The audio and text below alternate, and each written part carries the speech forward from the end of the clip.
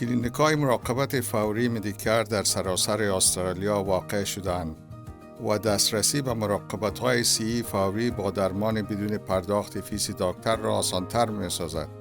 آنها هر روز زود و دیر باز هستند و نیازی به وقت ملاقات یا مراجعه ندارد. مراقبت فوری زمانی است که بلده بیماری یا آسیبی که نمیتونید منتظر یک وقت ملاقات منظم با دکتر فامیلی باشد، اما بلده بیماری‌های عاجل یا تهدید کننده زندگی نیازی به مراقبت ندارد، ولی به مراقبت صحی نیاز دارید.